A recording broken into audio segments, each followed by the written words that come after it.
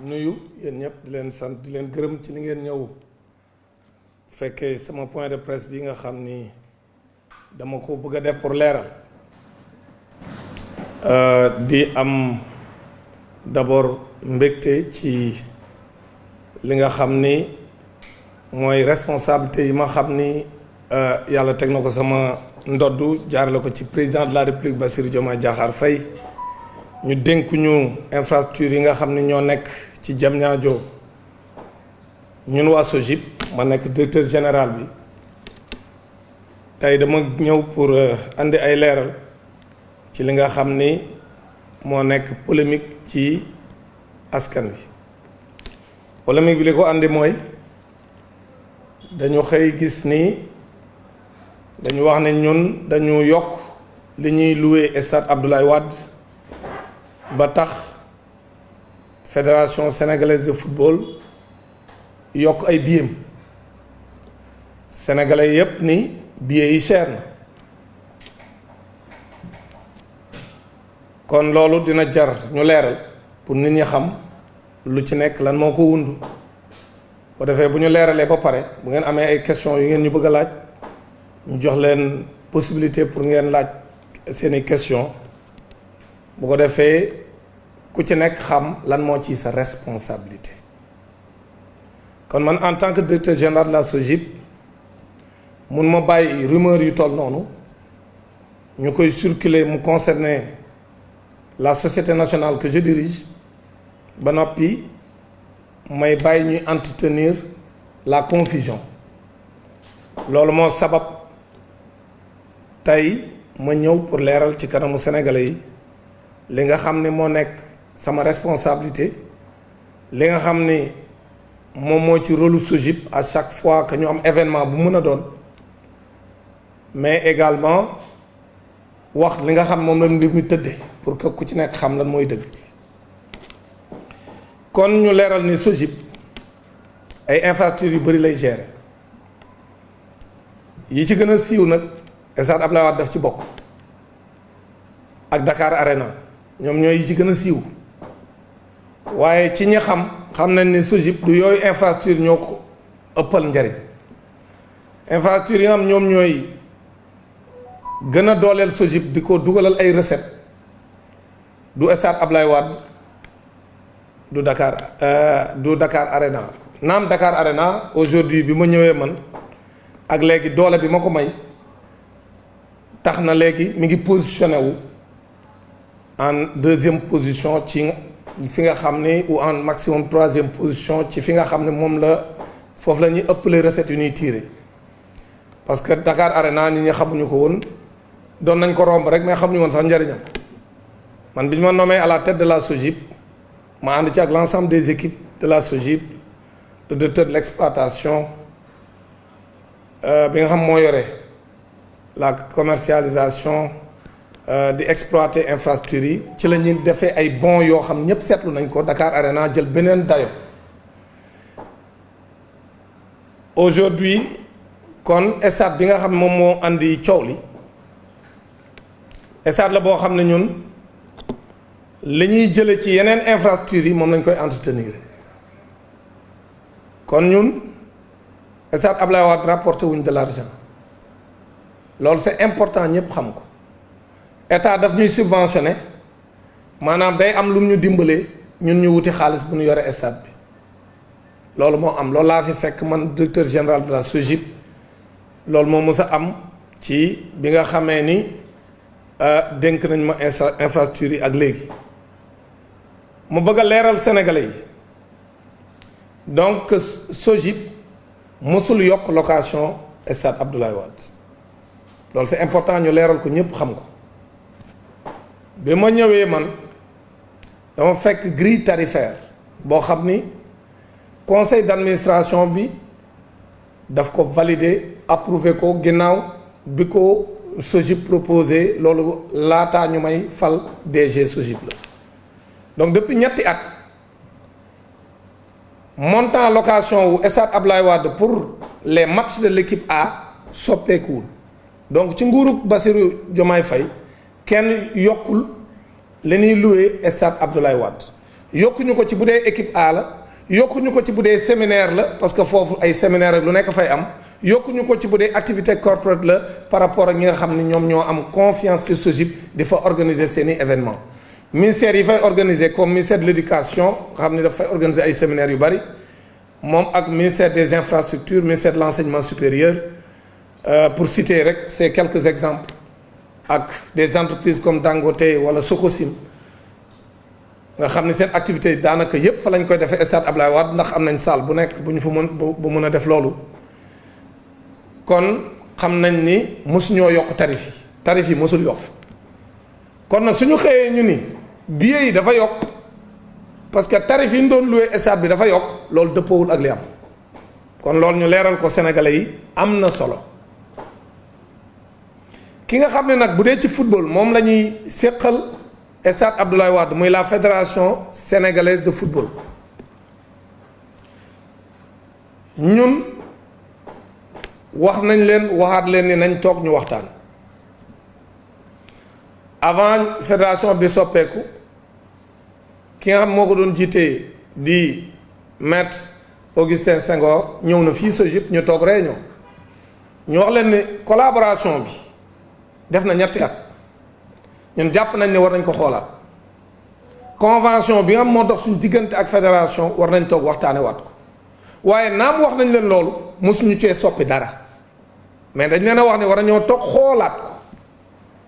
waaw toog xoolaat ko nag dafa jaadu ndaxte nag boo séqeeg nit contrat lu mat ñetti at boobaak léegi di dugg ci ñeenteelu at bi te nga xam yow jafe-jafe yi nga xam ni moom nga am ci stade bi laaj nañu toog waxtaane waat mbir mi loolu wax naa leen ko naam mais amagul dara lu soppeeku ci mbir li nga xam ne nag moo am mooy ñun bu fédération changé ñi ko doon jiite wala ki ko doon jiite soppeeku du tee li ñu séq ak ñun SOGIP dara mënu cee changé léegi nag ñun li ñu leen wax lu leer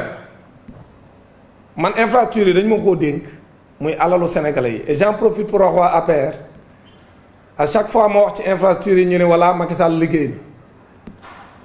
fii président bu fi nekk fokk nga liggéey ndaxte alalu askan wi nga yore di liggéey Macky Sall jëlul ci poosam di tabax ay infrastructure ci alalu sénégalais yi lañ tabaxee infrastructure yi nekk Diamniadio kon nag te infrastructure yooyu boo koy tabax da ngay leb tabax ko soo fi jógee ki la fi wutu mooy fay fii ñu toll nii tey président Bassirou Diomaye Faye mooy fay alal jën leboon pour tabax Dakar Arena mi ngi koy fay actuellement nii weer wu ne état bu Sénégal ki ko jiite di président Bassirou Diomaye Diakhar Faye mooy fay li ñu tuddee les annuités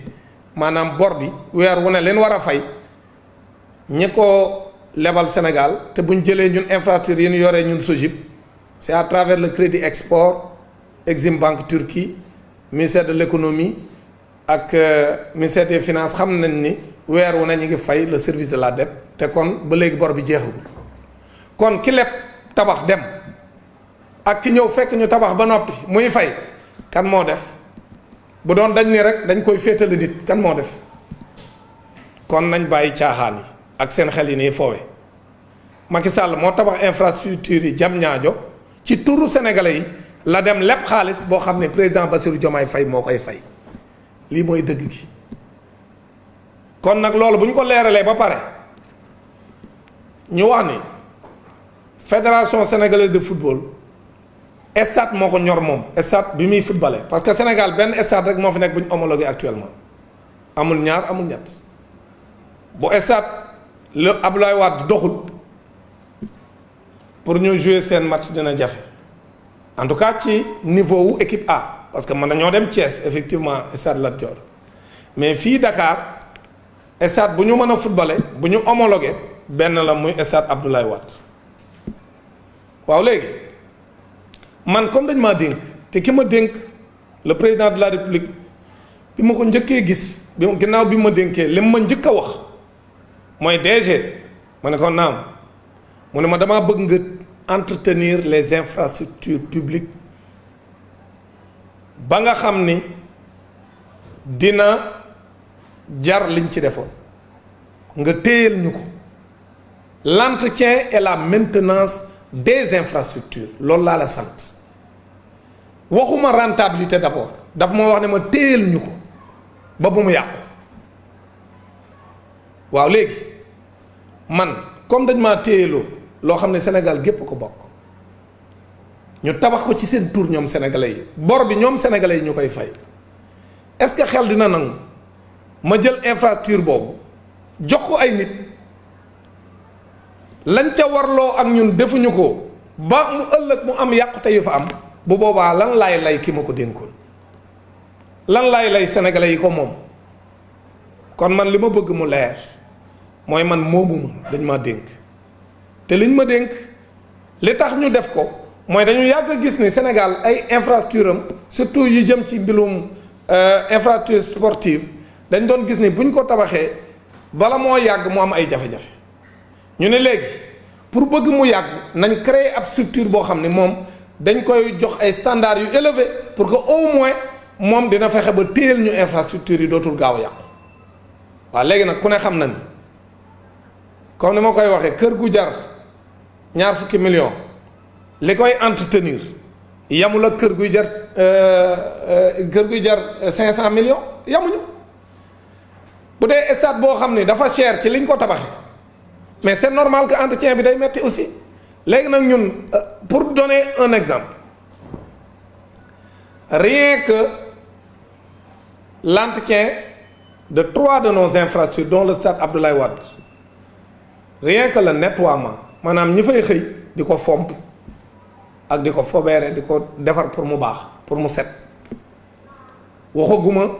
yeneen entretien yi waxaguma courant bi waxaguma climatisation waxaguma entretien ascenseur lii lépp lu ci nekk marché la boo xam ne marché de centaines de millions la mais nettoyer bi rek nga xam moo ci gën a yomb nettoyer infrastructure yi nga xam moo ci gën a yomb te par appel d'offre lañ koy defee maanaam dañuy lancer appel d'offre parce que nous sommes soumis au code des marchés publics du ma dem waxtaan ak nit ne ko kaay nettoyel ma ko damay lancer appel d'offre société de nettoiement yi ñëw def seen offre xëccoo commission bi attribué ki nga xam ne moo gën a yombale ki ci gën a yombale ñoom ñaar ñi nga xam ñoo yore suñuy infrastructure ñaari entreprise yi ko yore actuellement leen ñuy facturer par at toll na ci 132 millions pour nettoyer kese la lool kon war ngeen a xalaat bu ñu ñëwee ca courant ba ña koy defar ñay defar climatisation ya ñay defar pelouse bi et cetera muy alal jutul jeex joo xam ne SOGIP alal jooj du ko wàcc sama kaw table facture prestataire yi ñi nga fa te dama koy fay duma wàcc mukk su ma ko fayul dama leen di tooñ te xam nañ ban yoon lañ mën a jaar pour ma fay leen waaw kon est-ce que dina jaadu ma jël infrastructure yi man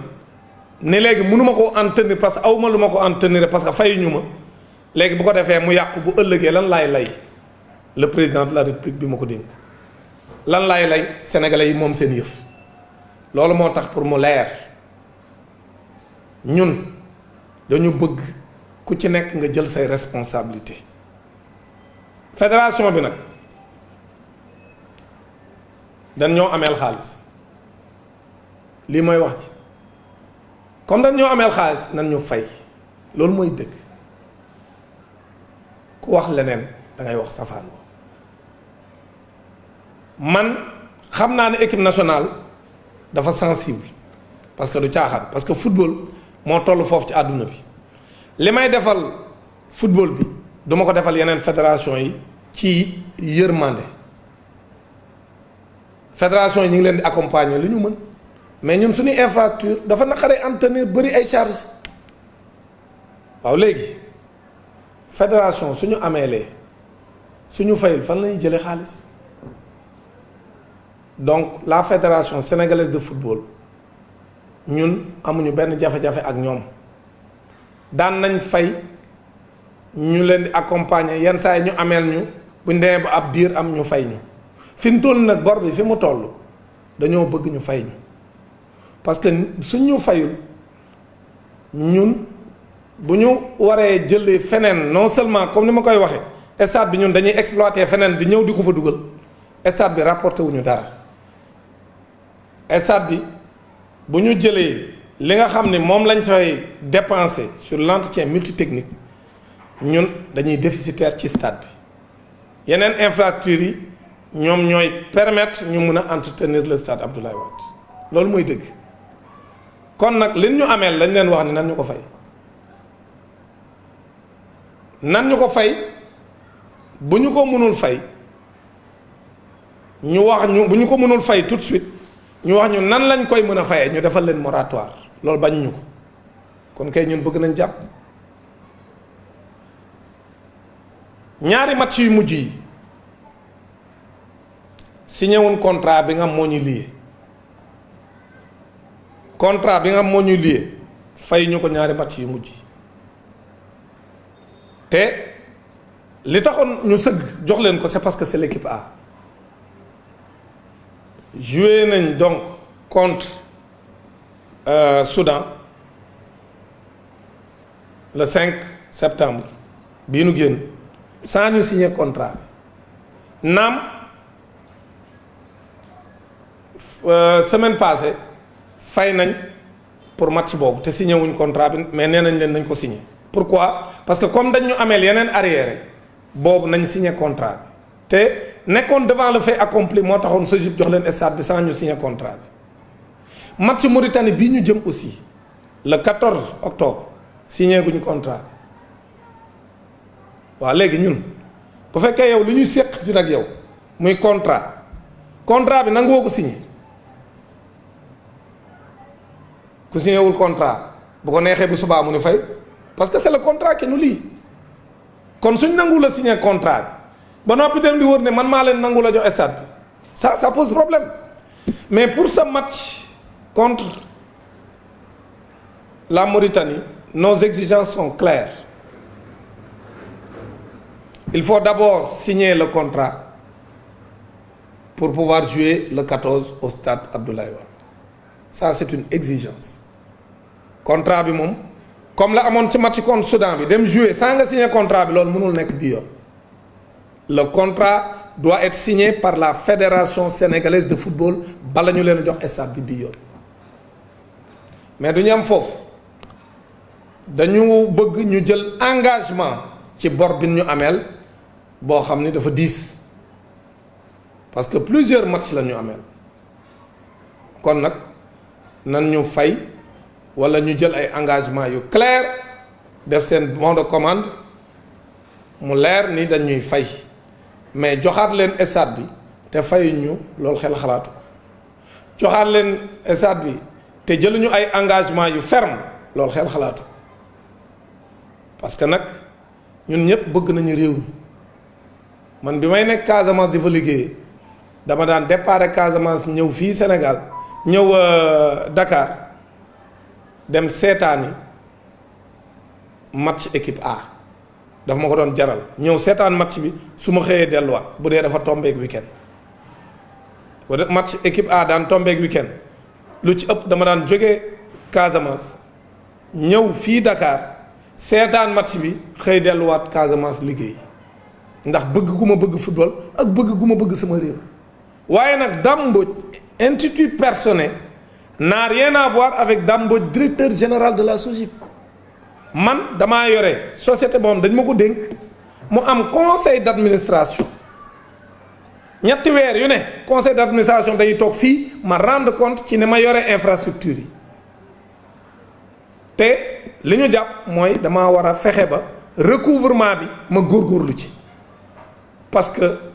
même su fekkente ni ay fédération lañ wala leneen dañu war a fay li ñu ameel SOGIP grille tarifaire bi du man maa ko décider jiitu nañu nommer avant ñu may nommer lañ ko proposer au conseil d'administration de la SOGIP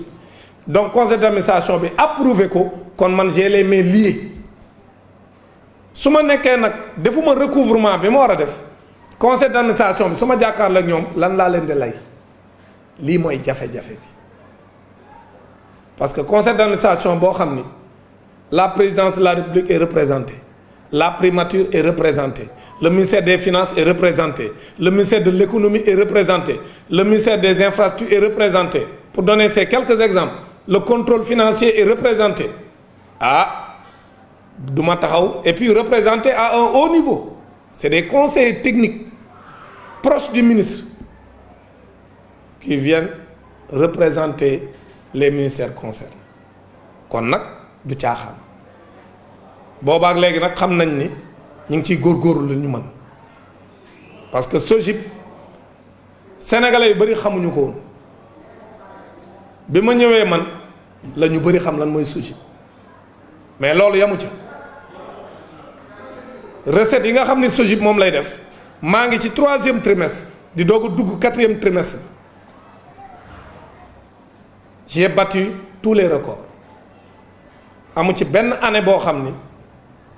recette yi ma def am na année bu ko fi def avant may ñëw man ci 10 ans yi amul benn année moo ma dese boo xam si maa ngi xeex pour mën a battre le record de 2023 parce que boobu li ci amoon mooy un grand sommet boo xam ni dañ ko defoon ci centre des expositions mu dugal lu bari pour SOGIP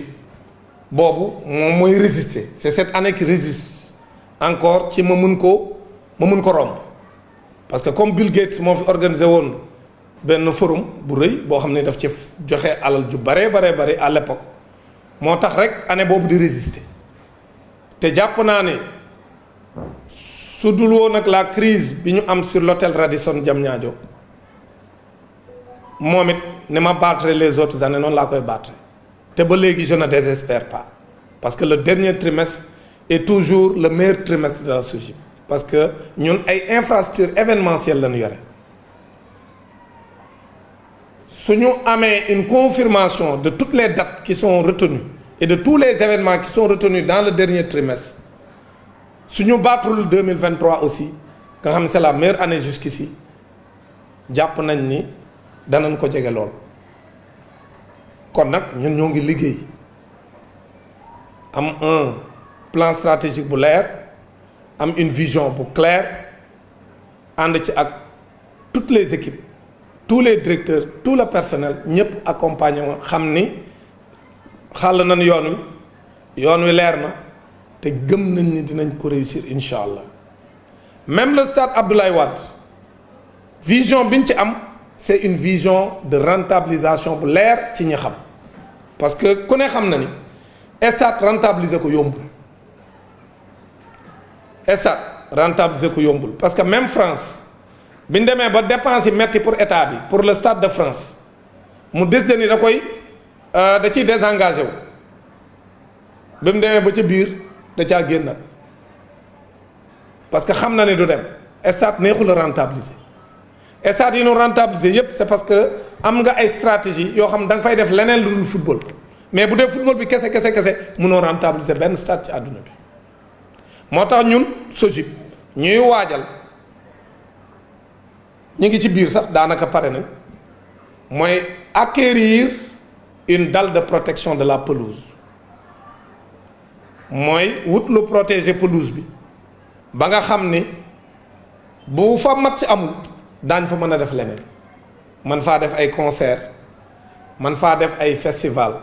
man faa def ay salon de l'automobile ndax yaatuwaay bi man faa def lu ne pour que alal ji fay dugg mën a yokk loolu presque procédure yépp pare nañ ko jàpp nañ ni balaa fin d'année dinañ ci jot incha allah pour que ñu mën a def ay événements yu bokkul ak football ci stade bi pour ñu mën ko rentabiliser parce que stade bi diis na ñu ngi waajal aussi leneen loo xam ne am solo la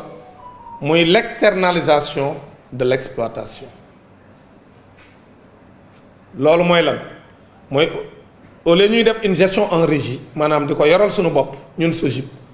infrastructure bu ci nekk comme ni ñu def ci hôtel bi ñu wut un exploitant boo xam ne loolu domaine am la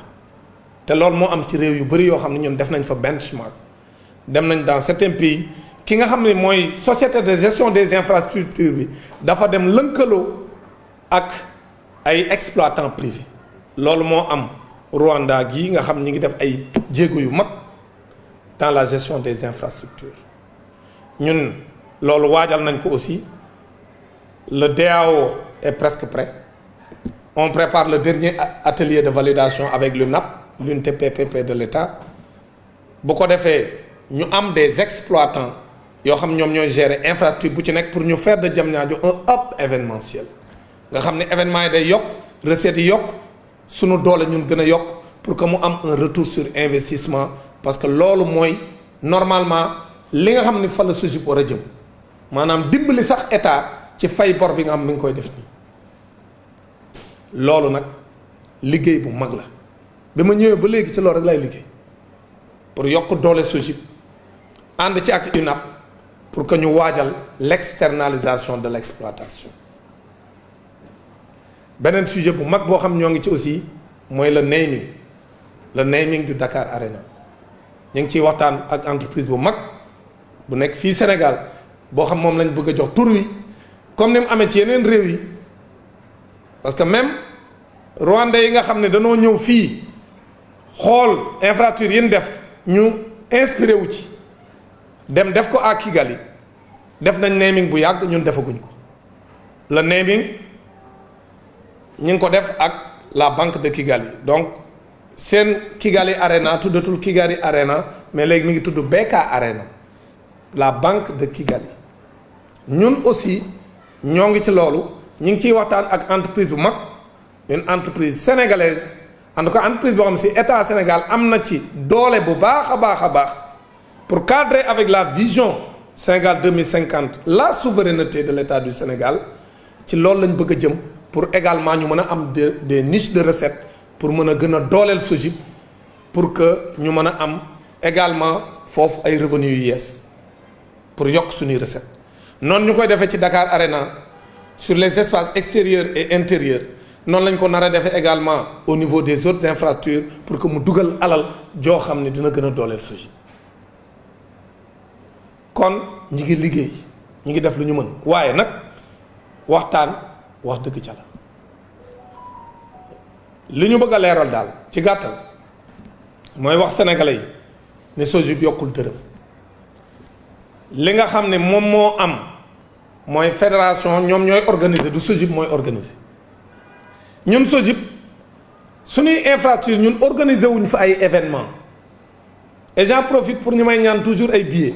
ne ma may ñu ay billets ñun amuñu billets yu ñuy maye parce que organiser wuñ match fédération yi ñooy organiser bu dee basket la fédération basket mooy organiser Dakar Arena bu dee football la c'est la fédération de football ñoo fay organiser bu dee la balle la ñoom seen organisation bopp lañu yore bu dee tamit ay organisation religieuse yu dem Dakar Arena ñoo yore seen événement bu dee ay parti politique yu fay organiser seen dara ñoo Dakar Arena aussi ñoo yore seen événement bu dee ay école de formation yu fay def seen cérémonie de graduation ñoo yore seen événement ñun ñu organiser wuñu événement ñun dañuy louer les infrastructures ba noppi accompagner avec nos équipes kon match yi billets yi bu chéré ak mu yomb SOGIP yoonam nekku ci loolu c'est important ñu leeral ko amuñu ay billets yi ñuy joxe ñun li ñuy def mooy mettre l'infrastructure à la disposition de l'organisateur ki nga xam mooy organiser mooy ñëw ñu wax ko yan conditions lañ koy joxee bu ko matalee ñu jox ko ba noppi accompagner ko lépp lu mu soxla ñu taxaw ci lii la ñuy def ñun kon nag loolu pour mu leer beneen bi mooy liñ leen koy joxe yokkul donc bi ma ñëwee léegi li ma fi fekk loolu laa ko ne appliqué dara yokkul ci loolu c'est important maintenant nag li nu wax ñun mooy naam fay nañ nee nañ parce que comme nit boo ko amee les bor nga am ay contrat yu leen lié fayoo ko nga toog a càgg fay ko mais am contrat boo signé wul nga ne ko bi ma signé wul laa fay li gën mooy nga signé ko kon ñun li ñuy exiger lii la mooy match bu mujj bi contre Soudan président bu bees bi nee na moom li mu dugal li mu fay match bi mu fay boobu la concerné mais concerné wul match yi mu fi fekkoon waaw léegi ñun nee nañ ko d'accord comme moom la concerné léegi signé ko boo ko defee ñu comptabiliser ko wax ne boobu nga fay mais match yi nga fi fekk du la wàcc man mii SOGIP bi ma ñëwee facture prestataire yi ma fi fekk kenn xamul nu mu toll mais lépp dama koo fay mais mënuma koo bañ a fay parce que au nom de la continuité du service public et la continuité donc du service mais man suñ ma nommé DG SOGIP mais damay hériter de tout ce que je trouve au niveau de la SOGIP c'est la même chose pour la fédération te ñun li ci neex mooy comme c'est des matchs kooku amul benn possibilité de contestation parce que c'est des matchs de l'équipe A xam nañ yan date lañ amoon nga fekkee woon ko nga ñàkk koo fekkee xam nga ni yii date moom équipe A moo dem stade joué fa loolu lañ leen facturé donc loolu wiiri amu ci fay rek moo ci am donc li ñuy demandé du lenn dudul fay lañ ñu ameel soo ko mënta fay lépp nga wax li nga mën a dugal loolu la ñuy laaj fédération bi maanaam nanu fay lim ñu ameel su mënta dugal lépp na wax lim ci mën a dugal ba noppi signé contrat match bii passé mu joué ci stade bi te signé wul contrat bi parce que comme dañu nekkoon ci pression à l'époque ñu naan président bu bees bi jëlagul service parce que ba veillu match bi la ñu wax ne ci la jël service veillu match contre le Soudan ñu nangul leen ko lu boobu argument la ñu joxoon ne moo tax mun ñu signé contrat bi ñun tamit ñu xam ne équipe A du caaxaan ñu fermer les yeux bàyyi leen ñu dem jouer ci stade bi sans ñu signer la convention waxuma la signer ku signé wul doo fay mais bi mu jàllee nee nañ lin mujj a fay moo boobu la fekk na ameel nañ ñu ay arriérés de match qui n'ont pas au moins yoo xam signé nañ convention mais fay ñu ko loolu c'est des arriérés léegi nag li ñu wax mooy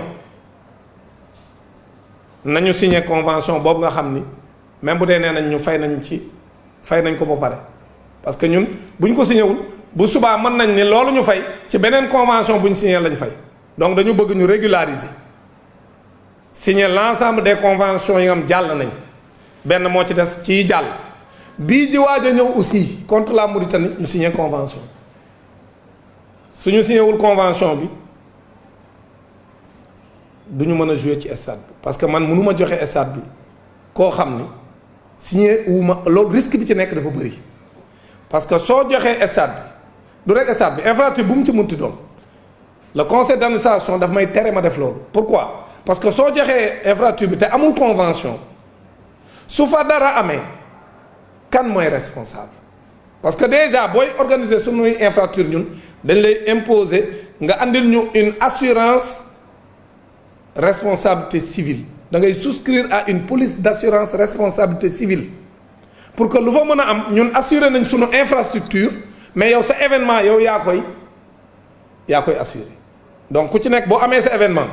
ak infrastructure boo ko mën a am yow yaay assurer sa événement ñun li ñu am mooy l'assurance du bâtiment donc de l'infrastructure ñun loolu la ñu am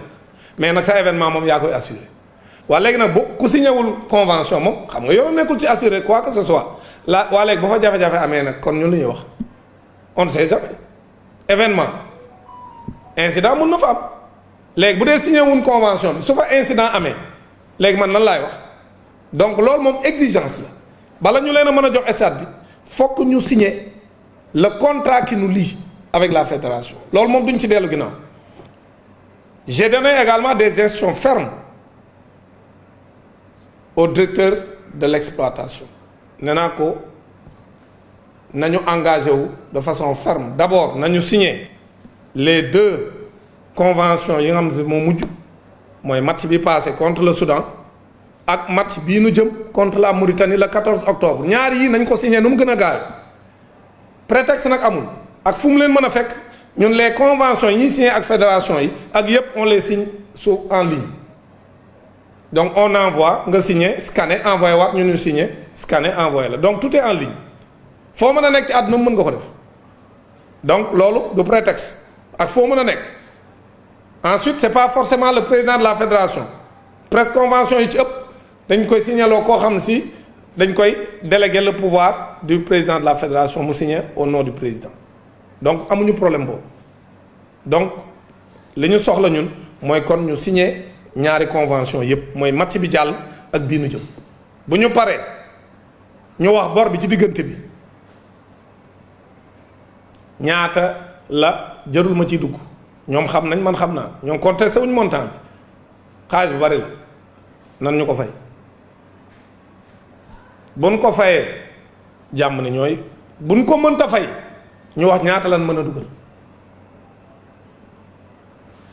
bu loolu amul nag jafe-jafe mën naa am lii mooy dëgg pour mu leer Sénégal gépp ñépp dégg ko match bii nu jëm le 14 octobre contre la Mauritanie fédération sénégalaise lim ñu ameel ci xaalis nanu ko fay bu ko mënta fay mu wax nan la koy fayee jël ci ay engagement ferme def ay bons de commande yu ferme yoo xam ni ci la ñuy basé wu pour mën a leen a jox stade bi lii su amul jafe-jafe mën naa am parce que nag man mon rôle c'est d'accompagner les organisateurs d'événements la fédération dafa bokk ci ñoom ñiy organiser ay événements chez nous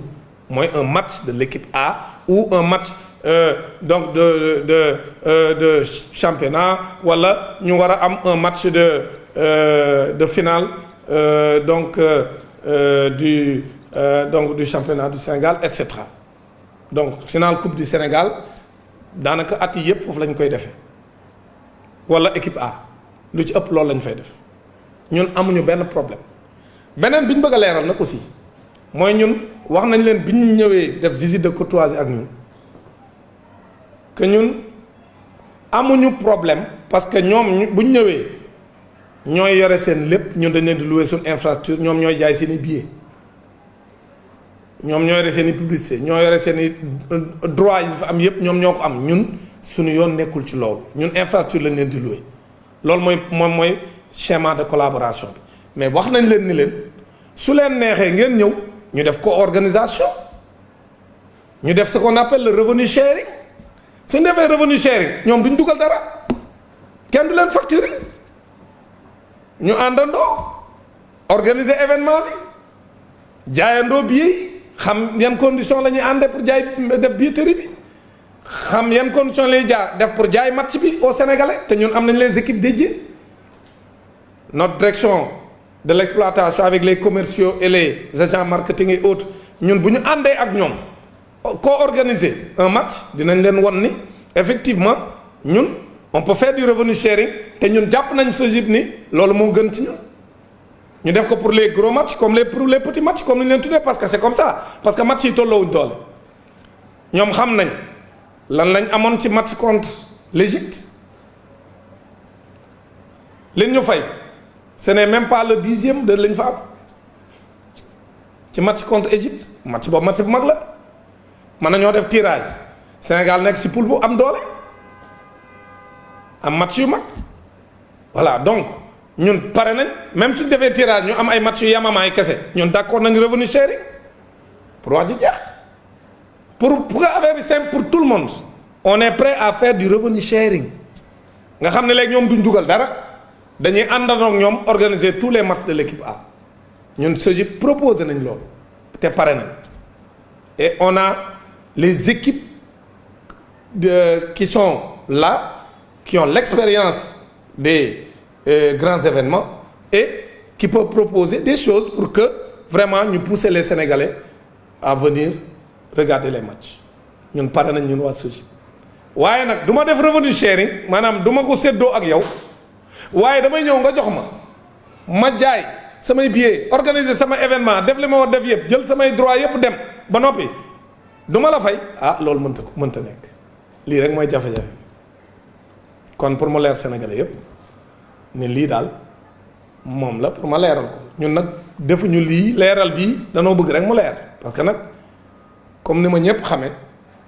man samay mbir day leer loolu la ma Sénégal gépp xame képp kuy wax di ma jëmale parce que article bi laa gis ñu génne ko article bi ñu ne léegi ñu justifier billets yi yokk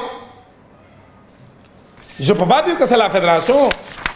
qui a fait ça quand même bon parce que gisuma fédération signé ko journaliste bi ko signé bon man xaw ma ko mais li ñu justifié fii du ma tuumaal kenn ne moom moo ko def journaliste bii ko def li mu wax du loolu kon bu dee daam ku nekk ci ginnaawam wax ne danoo yokk tamit ñun li loué stade bi fédération tamit loolu du dëgg dégguma nag cette fédération wax fenn ni man damaa yokk li ma leen di loué stade bi loolu moom dégg ma ko fenn waaye nag comme coow li bari na ci dëkk bi te réew mi réewum commentaire la ak wax man du ma bàyyi ba bàyyi nit ñu wax ni ma fuuf damay wax ma di pour que ñoo xam dëgg fu mu féete lii moo tax ma leeral parce que soo leeralul day mel ne yow yaa nekk ci ginnaaw le président Bassirou Diomaye Diakhar Faye bi mu ñëwee léegi kenn yokkul benn infrastructure li mu koy loué amul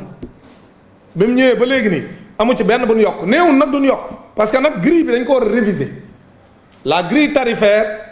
de la SOGIP dañ ko war a réviser pas seulement au stade mais sur l'ensemble des infrastructures dañ ko war a réviser parce que loolu mooy yoon soo toogee 3 ans 4 ans da ngay xoolaat grille bi parce que day am ay évolution parce que ñun charge yi ñu amee lu ñuy gën a dem day yokk parce que prestataires yi dañuy yokk keneen day yokk aujourd'hui rien que la pelouse nous coûte beaucoup d'argent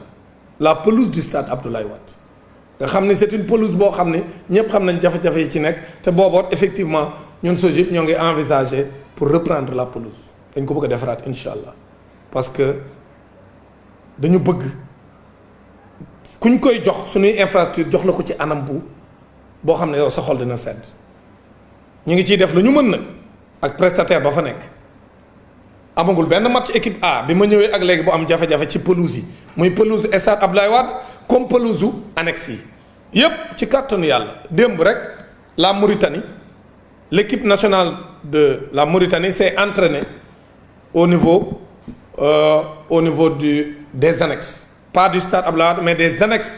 du stade Abdoulaye Wade donc te bañ fa entraîner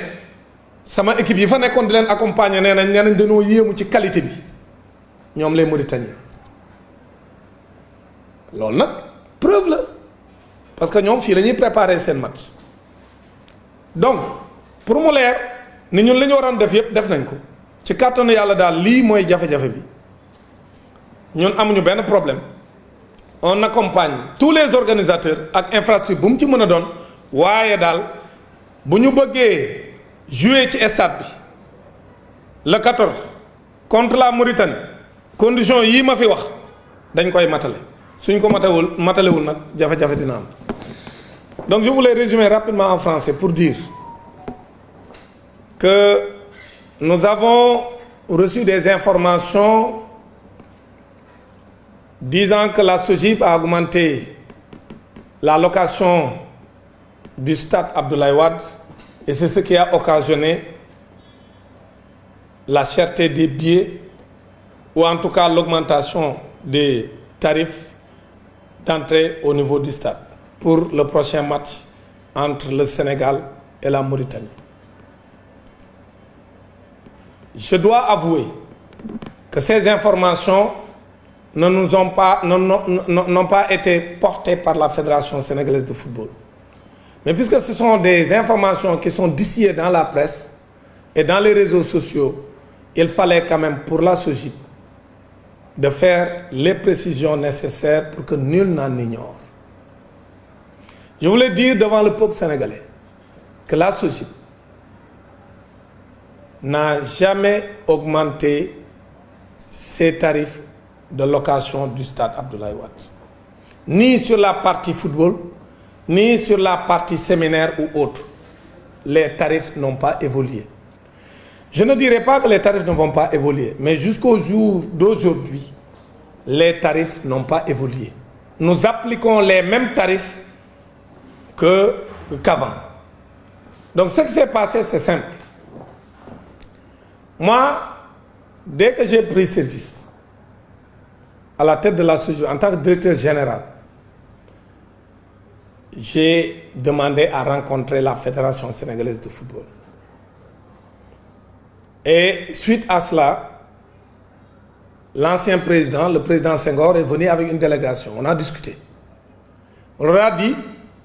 qu'il y a des problèmes dans la collaboration. Qu'aujourd'hui, il faut revoir la collaboration entre la SOGIP et la Fédération sénégalaise de football. Nous vous proposions plusieurs schémas. Et on avait convenu d'ailleurs de nous retrouver pour discuter. Entre-temps, la Fédération a changé de président. Donc aujourd'hui, il y a un autre président qui est à la tête de la fédération. Quelqu'un qui n'a aucun problème avec nous, que je respecte et qui me respecte. Nous avons échangé au téléphone, je lui ai envoyé une correspondance de félicitations suite à son élection à la tête de la fédération. Donc nous n'avons aucun problème avec la fédération. Ça, nous devons le dire clairement devant tous les Sénégalais. Maintenant, la fédération organise ses événements, organise ses matchs au niveau du stade Abdoulaye Wade. Donc la fédération est libre de fixer ses tarifs. Maintenant, nous également, au niveau de la SOGIP, notre rôle, c'est de les accompagner. Parce que beaucoup de Sénégalais pensent que c'est la SOGIP qui organise les matchs. La SOGIP n'organise pas de matchs. La SOGIP n'organise pas de forums. La SOGIP n'organise pas de séminaires. La SOGIP n'organise pas d'événements quelconques. Nous, ce que nous faisons, nous sommes une société de patrimoine. Nous gérons des infrastructures. Donc nous mettons des infrastructures à la disposition des organisateurs. Et nous les accompagnons. Et dans la convention qui nous lie avec la fédération, certes, nous avons quelques billets qu'ils nous donnent et c'est consigné dans la convention. Ces quelques billets, c'est pour nos partenaires qui organisent chez nous. Pour les inciter, pour les fidéliser. C'est ça que nous avons. Et c'est pas beaucoup de billets sur un stade de 50 000 places. Si on vous donne 30 billets, c'est pas beaucoup. C'est ça que nous recevons comme billets. C'est pourquoi ceux qui me demandent toujours des billets, j'en profite pour leur dire que nous n'avons pas de billets à distribuer. Nous avons une trentaine de billets que nous donne la fédération. Et ces billets-là sont réservés généralement à des entreprises qui organisent chez nous leurs événements pour les fidéliser, pour vraiment leur montrer que nous sommes très fiers de les avoir comme clients. On les donne souvent à nos clients qui organisent des événements à Arena, au centre des expositions, etc., au stade Abdoulaye Wade, surtout les entreprises qui nous font confiance. On les invite à venir. Et parfois, on invite aussi de potentiels clients. Sur les 30 billets que nous avons, parfois c'est pour de potentiels clients. Les commerciaux vont inviter souvent certaines entreprises qu'ils sont en train de démarcher pour venir organiser leurs événements chez nous. Ça ne sert qu'à ça. Donc il n'y en a pas beaucoup. Ça aussi c'est important de le préciser. Donc c'est la fédération qui organise ces matchs. Maintenant, le problème, c'est donc, ayant clarifié cette situation, ayant fait ces précisions, qui sont des précisions importantes, pour que les Sénégalais comprennent que nous, on n'a jamais augmenté nos tarifs. Le problème que nous avons, c'est qu'il y a des arriérés de paiement. Maintenant, la fédération a toujours été quand même un bon payeur. Nous n'avons jamais eu de problème avec la fédération sénégalaise. Mais depuis quelque temps, pas avec seulement l'actuel président, mais depuis fin 2024, il y a des matchs qui ont été facturés et qui n'ont pas été payés. Maintenant, aujourd'hui, on leur demande simplement de nous payer. Il n'y a aucun problème entre eux et nous. On leur demande de nous payer. Il y a des arriérés, on demande qu'on nous paye. Donc ces arrières-là, parce que quand vous organisez votre match, vous vendez vos billets, vous gérez votre propre billetterie, vous prenez tous les droits. Nous, on ne fait que vous facturer la location de l'infrastructure. Mais quand même, il faut, après avoir organisé au moins le match, de venir et de passer à la caisse. C'est tout ce qu'on demande nous. Il y a une autre difficulté maintenant, c'est le dernier match. Le dernier match, même s'ils disent qu'ils ont le montant qu'ils ont avancé, ça concerne le dernier match, mais le dernier match, le contrat relatif au dernier match n'a pas été signé. Et ça pose problème. On leur a demandé de signer le contrat. Même s'ils ont payé, il faut signer le contrat. Pourquoi? Parce qu'ils nous doivent des arriérés sur d'autres matchs. Donc il faut qu'on sache que ce match, ce montant-là qui a été avancé, concerne le dernier match contre le Soudan, le 5 septembre dernier. Donc ça aussi, c'est important qu'on le dise. C'est ça qu'on a exigé à la fédération, de signer le contrat qui nous lie sur ce match-là contre le Soudan le 5 septembre dernier. L'autre chose, c'est qu'ils ont un match qui va arriver. C'est le match du 14 octobre. Ce match du 14 octobre, nous n'avons pas encore la signature du contrat. Nous leur avons envoyé le contrat. Nous n'avons pas encore de retour. Ça aussi, c'est important de le dire aux Sénégalais. Le contrat leur a été envoyé. Nous n'avons pas encore de retour. Parce que quand ils ont un match, on leur envoie un contrat. Ils signent. Et je dis, ce n'est pas nécessaire d'être là physiquement. On le fait toujours en ligne. On leur envoie le contrat. Ils signent et ils nous le renvoient. Et on valide. C'est comme ça qu'on travaille avec la fédération et avec beaucoup d'organisateurs d'événements. Parce que nous sommes très flexibles, très modernes. Donc ce contrat-là n'est pas encore signé. Nous exigeons donc que ces deux contrats soient signés. Mais en sus de cela, nous voulons que la fédération paye les arriérés. Parce qu'il y a des arriérés quand même qui constituent un montant assez élevé. Donc nous voulons que ces arriérés-là soient payés. Ces arriérés soient payés, mais également, s'ils ont des engagements fermes avec des bons de commande, qu'ils nous les envoient, qu'on apprécie. Mais si rien n'est fait, nous pensons qu'il y aura des problèmes. Nous devons rappeler aux Sénégalais que nous sommes des Sénégalais comme tout le monde. Les infrastructures ne m'appartiennent pas. À chaque fois que j'en parle, les gens de l'APR me disent Macky Sall a bien travaillé, ils n'ont rien compris. Les infrastructures n'appartiennent pas à Macky Sall. Les infrastructures sur le pôle de Diamniadio, en tout cas les infrastructures que nous gérons, nous la SOGIP, parce que nous ne gérons pas l'ensemble des infrastructures sur le pôle. Les infrastructures que nous gérons, nous, la SOGIP, ont été réalisées à partir d'un emprunt auprès de l'Exim Bank Turquie, c'est du crédit export. Et Macky Sall, qui a construit ces infrastructures-là sous son magistère, n'a pas tout payé avant de partir. Donc c'est le président Bassirou Diomaye Faye, sur l'argent du contribuable sénégalais, qui est en train de rembourser donc, la dette qui a servi à construire ces infrastructures. C'est pourquoi je le rappelle toujours aux gens de la paix, entre celui qui a emprunté et qui a construit et qui est parti sans payer, et celui qui a trouvé des infrastructures qu'il est en train de payer, en réalité, qui a construit. Si on devait personnaliser, qui a payé? Mais si je dois répondre, celui qui a payé, c'est le peuple sénégalais. Les infrastructures appartiennent au peuple sénégalais. Et le président de la République m'a fait confiance. Et tant que je bénéficie de la confiance du chef de l'État, je ne permettrai pas qu'on ait des arriérés, qu'on ne paye pas, alors que moi j'ai des prestataires chaque jour qui m'envoient des factures que je dois honorer. Je ne dois pas laisser ces infrastructures-là sans entretien et sans maintenance. Et pour les entretenir et les maintenir dans l'état actuel,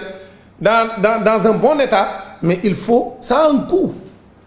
Le coût est très élevé. Nous exploitons d'autres infrastructures pour entretenir le stade Abdoulaye Wade. Donc, nous sommes obligés de recouvrer. Si on n'a pas un niveau de recouvrement correct, on ne pourra jamais entretenir les infrastructures. Et la première fois que j'ai rencontré le président Bassirou Diomaye Diakhar Faye, quand après ma nomination, et la première chose qu'il m'a dit, c'est DG. Je dis oui, monsieur le président de la République. Il me dit, il faut bien entretenir ces infrastructures. Ça, c'est une instruction du chef de l'État. Est-ce que moi, j'ai le droit de laisser des gens organiser des événements dans nos infrastructures sans payer les factures concernées et que des prestataires déposent leurs factures, je n'ai pas les moyens de payer ces prestataires. Et demain, si les infrastructures se dégradent, les gens vont dire que ça s'est dégradé parce que c'est la SOGIP qui ne les a pas bien entretenus. C'est ça la difficulté que j'ai. Et je dois le dire devant tous les Sénégalais. Donc, il n'y a aucun problème entre moi et la fédération. Ce que je leur demande tout simplement, c'est de payer les montants dus. Aujourd'hui, ils savent, et moi je sais, qu'il y a des arriérés de paiement. On leur demande de s'engager à payer. On leur demande de signer les conventions. Mais vouloir chercher à nous mettre devant le fait accompli, ça ne passera pas aussi. Parce que le dernier match contre le Soudan, c'est ce qui s'est passé. Ils n'ont pas signé le contrat, ils avaient donné comme argument ou comme prétexte qu'ils venaient d'élire un nouveau président et qu'ils n'avaient pas la possibilité de signer. Mais le président sortant pouvait signer. Tant qu'on n'a pas encore fait la passation de service, le président sortant peut signer. Maintenant, c'était ça la raison, ils n'avaient pas signé. On a fermé les yeux, on leur a donné le stade, ils ont joué leur match contre le Soudan. Aujourd'hui qu'ils ont fait depuis longtemps la passation de service, maintenant cet argument ne peut plus nous être opposé. Maintenant, donc c'est un président élu qui a les pleins pouvoirs au niveau de la fédération et qui hérite de l'actif et du passif de la fédération. Donc ce que nous attendons de lui, c'est qu'il paye les arriérés, qu'il signe le contrat concernant le match contre le Soudan, même s'ils ont payé, ils n'ont pas signé le contrat, c'est important de signer, mais également de signer le contrat concernant le prochain match contre la Mauritanie le 14 octobre. Si cela n'est pas fait, il y aura des problèmes. Nous sommes en train de faire tous les efforts pour garder la qualité des ouvrages qui nous sont confiés. Parce que le rôle de la SOGIP, c'est de concevoir pour le chef de l'État les infrastructures sur le pôle de Diamniadio, de les réaliser, de les entretenir et de les exploiter de façon optimale pour qu'il y ait un retour sur investissement. Nous nous attelons tous les jours à cette tâche et nous faisons tout ce qui est en notre pouvoir pour y arriver. Tous ceux qui fréquentent les infrastructures de la SOGIP savent que le niveau d'entretien et de maintenance est très élevé. Mais ça nous coûte beaucoup d'argent. Rien que le nettoiement de nos infrastructures nous coûte 132 millions par an. Et ça, c'est le poste le plus faible au niveau de la SOGIP. Pour ne pas entrer dans les autres postes qui sont des postes plus lourds. Comme l'électricité, la climatisation, les pelouses, la pelouse du stade Abdoulaye Wade et les pelouses des annexes. Tout ce qui est sécurité incendie, tout ce qui est génie civil. Si on prend l'ensemble de nos marchés, c'est énorme. Et nous sommes soumis au code de passation des marchés publics. Nous lançons nos marchés, les entreprises font leurs offres, la commission habilitée donc de passation des marchés se réunit et attribue les marchés et on exécute. Et nous payons beaucoup d'argent pour entretenir les infrastructures, comme nous l'a demandé le chef de l'État. Donc, il faut que les gens aussi se respectent. Nous, on ne demande pas autre chose. Nous sommes là pour accompagner. C'est ça le rôle de la SOGIP. Et nous sommes en train également de tout faire pour renforcer le pôle. Et nous l'avons présenté aux autorités de tutelle. Même l'hébergement qui est cher sur le pôle, avec les hôtels 5 étoiles, nous avons proposé des solutions. Avec un centre d'hébergement 3 étoiles qu'on veut construire sur le pôle au nom du chef de l'État, le président Bassirou Diomaye Diakhar Faye, pour corriger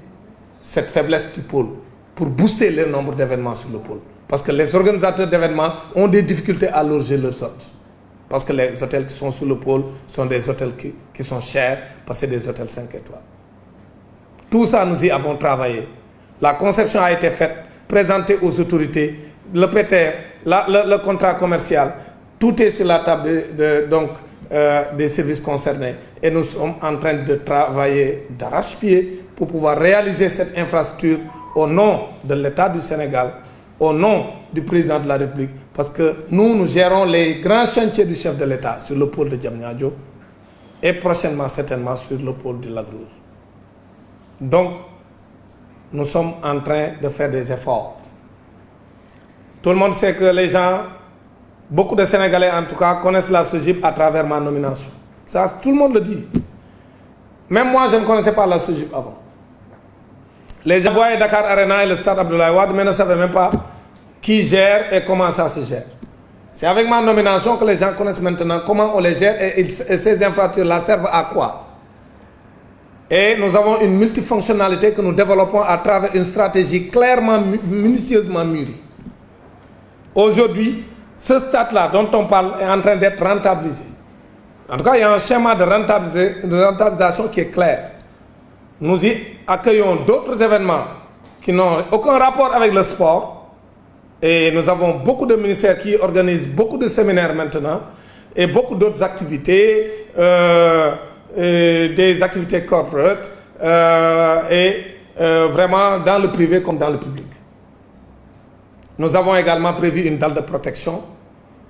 qui va nous permettre d'accueillir d'autres événements pour rentabiliser le stade. Une dalle de protection de la pelouse pour pouvoir y organiser d'autres événements comme des concerts, comme des festivals, comme des salons et autres au niveau du stade Abdoulaye Wade. C'est ça qui est en vue. Nous sommes à la fin, donc nous allons presque bientôt finaliser ce dossier. Nous avons déjà lancé le marché et nous sommes dans la procédure de sélection du constructeur pour pouvoir acquérir une dalle de protection de la pelouse. Et c'est cette dalle-là qui va nous permettre de diversifier les activités au niveau du stade Abdoulaye Wade. Nous sommes en train également de finaliser notre DAO sur l'exploitation, pour externaliser l'exploitation, comme ça se fait dans beaucoup de pays que nous avons visités dans le cadre de nos roadshows et de nos benchmarks, pour pouvoir vraiment nous inspirer de ce qui se fait ailleurs. Et aujourd'hui, dans tous les pays, tout le monde sait que rentabiliser un stade avec le football pose problème. Quand j'ai visité le stade de Londres, l'exploitant m'a dit les matchs de West Ham nous posent problème. Parce que c'est West Ham qui joue au niveau du stade. Et ils ont contractualisé avec West Ham. Mais ils m'ont dit, le sport nous bloque dans notre exploitation. Le football ne permet pas de rentabiliser un stade. Et ils y organisent plein de choses. Nous aussi, c'est ça que nous voulons faire. Nous nous sommes inspirés de l'expérience qu'on a eue dans d'autres pays. C'est pourquoi nous sommes en train de nous préparer dans ce sens.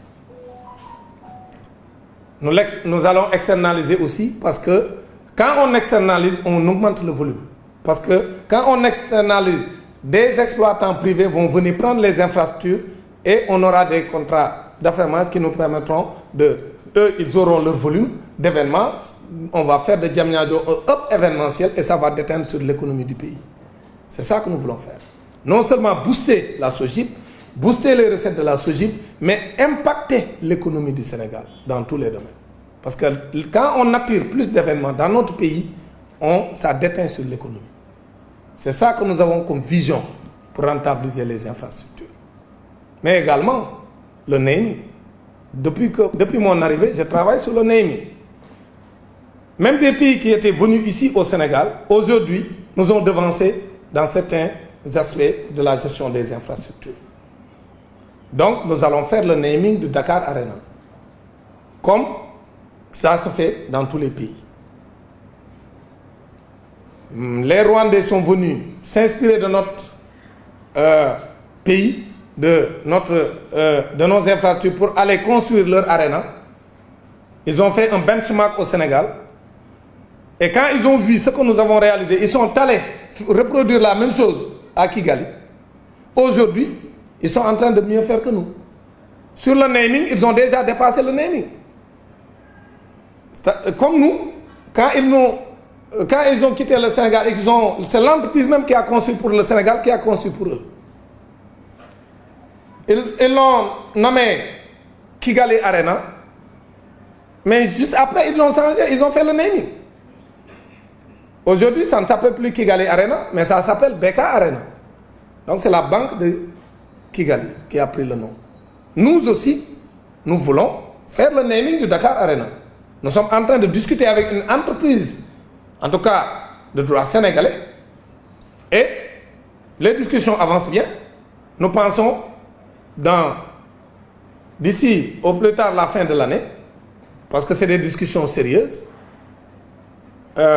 nous pensons que nous allons vraiment lancer le naming du Dakar Arena. On aura déjà signé le contrat ou la convention avec l'entreprise qui va prendre le nom du Dakar Arena pour nous permettre d'avoir d'autres niches de recettes. Et on va faire la même chose au niveau des espaces intérieurs du stade Abdoulaye Wade.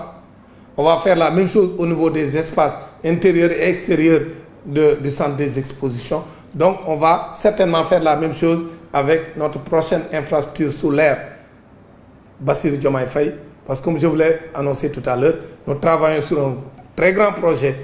de centre d'hébergement pour corriger la faiblesse du pôle sur l'hébergement. Et nous pensons que très prochainement, cette infrastructure verra le jour et nous pourrons renforcer le pôle, renforcer la SOGIP, renforcer le Sénégal. Donc pour terminer, dire que nous n'avons aucun problème avec une fédération quelconque. Nous les accompagnons. Même la fédération de Mauritanie, aujourd'hui dans notre pays, en train de préparer son match international, on l'a accueilli au niveau de nos annexes et on les a mis dans d'excellentes conditions. Si on peut le faire pour une fédération étrangère, mais on n'a pas le droit de ne pas le faire pour notre pays. Donc nous n'avons aucun problème avec qui que ce soit. Les Mauritaniens qui se sont entraînés hier au niveau des annexes étaient très séduits par la qualité du service qu'on leur a offert, avec nos équipes, avec tout le professionnalisme qu'on nous connaît, nous, la SOGIP. Parce que comme tout le monde le dit, la SOGIP, c'est une autre vision des infrastructures. C'est des équipes expérimentées dans la mise en place des projets, dans la réalisation et dans l'exploitation. On accompagne bien nos organisateurs d'événements. Mais il faut qu'on se dise des vérités. Moi, on me subventionne. L'État me donne une subvention pour gérer les infrastructures, avec toutes les charges. Moi, je ne peux pas donner ces infrastructures gratuitement. Donc ce qu'on demande, c'est que les gens respectent leurs engagements. Donc, ce qu'on demande, ce n'est pas compliqué. Il faut signer les deux contrats, le contrat du match passé et le match à venir, le 14 octobre. Ça, c'est une exigence. Deuxième exigence, s'engager à payer la totalité donc, des arriérés de paiement et ou à défaut de prendre des engagements fermes à travers donc, des bons de commande. Nous, c'est ça que nous attendons de la fédération. Si ce n'est pas fait maintenant, je le dis devant tous les Sénégalais, tant que je bénéficie de la confiance du chef de l'État, tant que je suis directeur général de la SOGIP, je ne vais jamais me compromettre. J'ai un conseil d'administration qui me surveille et qui me contrôle et qui me donne des orientations. Ce conseil d'administration, c'est un conseil d'administration de qualité, comme je le dis, parce que le niveau de représentation est élevé. Donc c'est des conseils techniques de ministres ou des directeurs de services qui viennent représenter leurs différents ministères et qui pensent que nous devons mettre plus de pression sur le recouvrement. C'est ça la position du conseil d'administration. La grille tarifaire n'a pas changé. Mais je ne veux pas dire que ça ne va pas changer parce que nous pensons que ça doit évoluer. Mais pour le moment, ce que nous exigeons, encore une fois, pour que ça soit simple, je vais le dire en français facile. la SOGIP demande à la Fédération sénégalaise de football de payer l'argent qu'elle lui doit, de signer le contrat qui nous lie. Et à défaut de faire cela, de venir nous proposer un moratoire. Mais vouloir aller jouer le match sans aucun engagement, comme ce qui s'est fait lors du dernier match, ça, ce n'est pas possible. Ça, je voulais le dire devant tous les Sénégalais pour que nul n'en ignore. C'est ça que je vais à vous dire. Je vous remercie. S'il n'y a pas de problème, si tout est clair, il n'y a pas de problème. Oui. Oui, maa ngi lay déglu.